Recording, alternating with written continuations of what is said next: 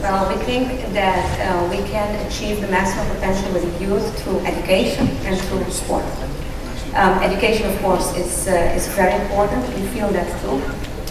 We also are of the opinion that we have not invested enough in the last years. We are investing approximately 3% of our GDP, whereas internationally the norm is like 6%. So we would like to have the funds available to invest more and gradually reach a higher percentage.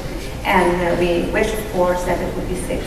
How do we reach that? Of course, if we cannot get more revenues, we need to prioritize differently. We have been investing in infrastructure, like I say all the time, in bricks and in asphalt. Now it's time to invest in the human being, in education. We think that we should do that in 2 tranches, two separate steps. First, for the primary education and secondary, we think, what I always say is I would like the student to be the best that he can be. I was in Leendert last week seeing the children practice baseball, and you see that they are champions. They are the best that they want to be. They just want to win. But when they go to school the next day, they do not have the same attitude. The school perhaps is not in the best shape. They don't get very updated material. They get copies, black and white copies, copied 10 times, and then it's gray. You can't even see what it says. And that doesn't create the impression that they have to be the best they can be, that they can just be, average. And we want to take that away. We want to really invest in education, in technological innovation with tablets, with e-book readers, and with digiboards like some schools have now. So the student knows when I'm at school, I also have to be the best that I can be. That is one of them.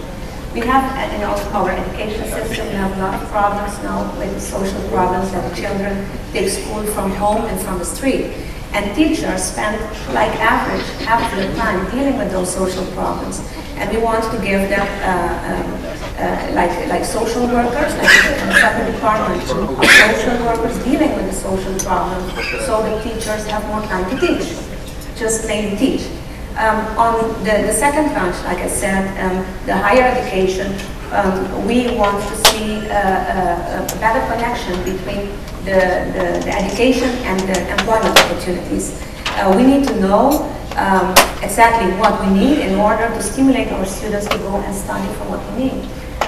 You are the ones, the business community in Aruba knows what you want, so that is something that needs to be translated into policy. And we should really stimulate the students to go into the directions where they know that when they finish their studies, there is work at home waiting for them. And of course, we need to leave some space and be flexible for people like Albert Chung, because he was very bright at school, but I'm sure that when he chose his career, he knew that probably he would not get a job in Aruba, and we need to have space for the free of mind.